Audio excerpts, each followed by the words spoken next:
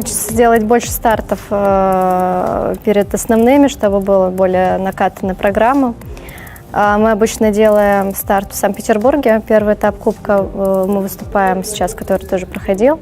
Почему Сызрань, не совсем поняла. Мне, конечно, в академии дома удобнее кататься в Санкт-Петербурге, когда тебе ехать никуда не надо. Каждый старт имеет свои плюсы, поэтому это даже хорошо. У нас сейчас будет и Сызрань, потом и Финляндия. Надеюсь, так постепенно к Гран-при мы подойдем к оптимальной форме.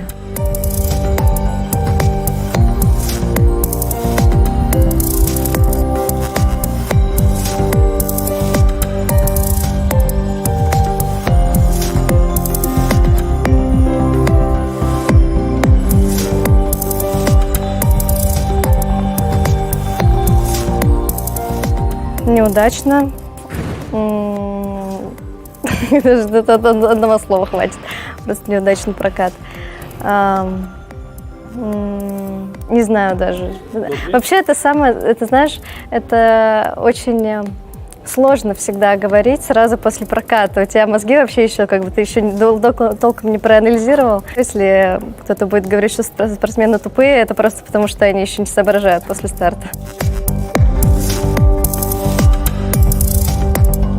Я, видимо, подумала, что это я обычно после тройного акселя меня не остановить, и решила немножечко подумать, проанализировать, сделать как лучше. То есть обычно в луц я не так высоко иду, а тут у меня прям немножечко в перекрут пошел, и это меня сбило. Подумала, господи, я никогда такую ошибку не делала, такого не бывало. И так на соревнованиях обычно и происходит. Когда хочешь как лучше, получается намного хуже. Ну и потом пошли мысли, как бы не сделать еще хуже. И нужно обязательно катать чисто. А когда ты себя в рамки какие-то заводишь, это всегда может плохо. Не всегда, но обычно это чревато последствиями. Так и получилось. Но это тоже опыт. Это хорошо, что это здесь произошло.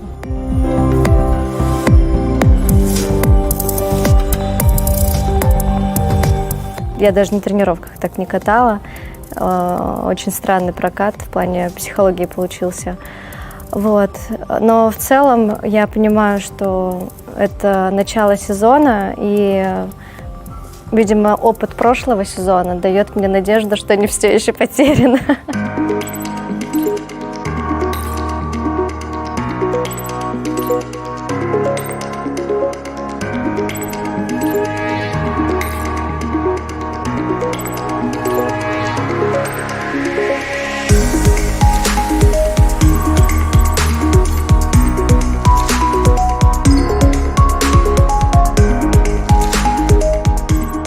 Хореографом балета Эйфмана с Елизаветой мы занимались над произвольной программой, чтобы ее еще обогатить руками, чтобы она прям была очень яркая, потому что можно сделать восток, такой обычный восток, примитивно фигурно-катательный. И вот мы хотели сделать так, чтобы этот восток был похож на профессиональные восточные танцы арабские, которые мы видим у профессиональных танцовщиц. Я всегда с уважением отношусь к специалистам, которые к нам приходят, потому что это только на пользу. Тем более, когда такого масштаба хореограф, прекраснейший человек, лучезарный, с кем всегда приятно работать. И это, конечно, профессионал с большой буквы, потому что с ней очень тяжело было поначалу, но безумно интересно. Танцевать восточные танцы, я думала, я уже все умею, а оказалось, что я вообще ничего не умею. Пришлось очень много работать телом, и я такая, боже, легче короткую откатать, чем в зале тут потанцевать с вами. Но это дало плоды, мне кажется.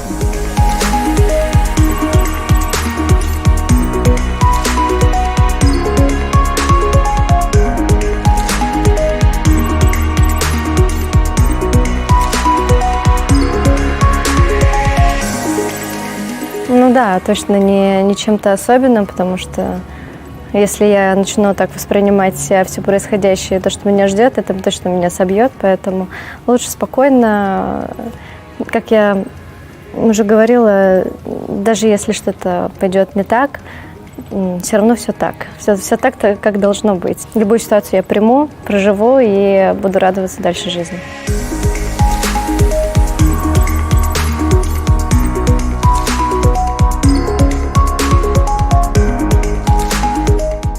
спокойным тоже. Но мы больше делаем прокатов, то есть это такое спокойствие, но энергично очень.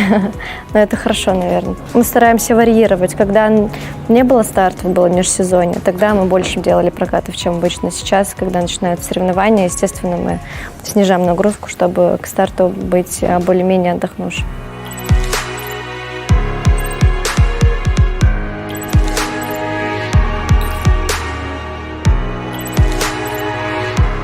Я как-то больше на себя делаю акцент всегда, потому что если смотреть на всех своих соперниц, то не выдержать, наверное, потому что все прекрасные фигуристки, все могут очень хорошо откатать, и это чисто психологически сложно. Тебе главное показать работу свою, сделать так, чтобы ты хорошо откатала, ты какое-то удовлетворение почувствовала и зрителя тоже.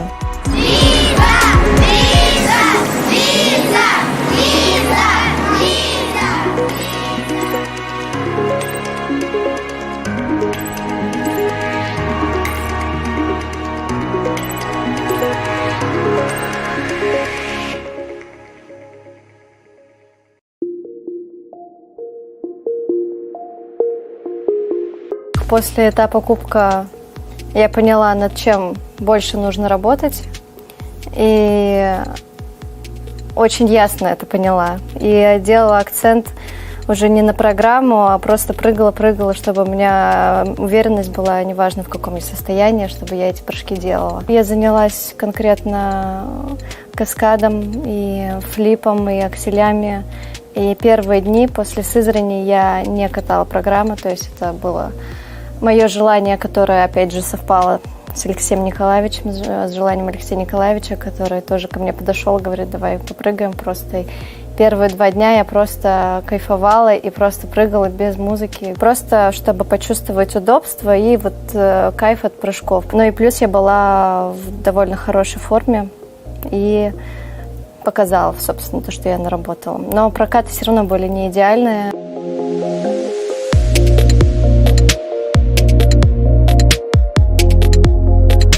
Но мне кажется, я там около, не знаю, 60 сделала. Где-то в 2 раза точно, если не больше, я свою норму перепрыгала. Много получалось, и я первую тренировку вышла, начала прыгать, и так радовалась, что мне нужно только прыгать, больше ничего, что каталась дольше всех, и так было легко, что я даже не устала, но я давно такие тренировки не приводила, что на следующий день вышла, у меня просто тело так забилось, оно так болело. Я думаю, господи, что же я такого сделала? А я просто много очень прыгала. И это дало потом о себе знать, что мое тело уже не может столько вывозить прыжков.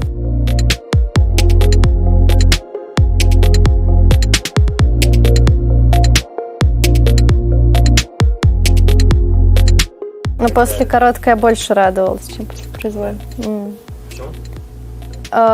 Ну, потому что, когда ты в первый раз такие эмоции испытываешь, всегда ты более радостный. То есть ты побил свой рекорд, и ты просто в шоке, что тебе классно поставили, что ты круто каталась, и все совпало, и ты первая после короткой. А после произвольной ты season best такая, ну, типа, я вчера уже season best побила. Не так уж это...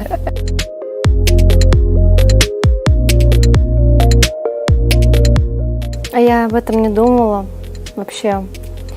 Я почему-то, да, об оценках как-то не думаю вплоть до того, как не выступлю и сажусь в Кисенкрай. И тогда я вспоминаю, интересно, какие оценки мне сейчас поставят. Наверное, в сезоне я буду об этом думать, а в межсезонье ты стараешься просто наработать форму как можно быстрее, чтобы у тебя уже в любом состоянии ты могла справиться с прокатами.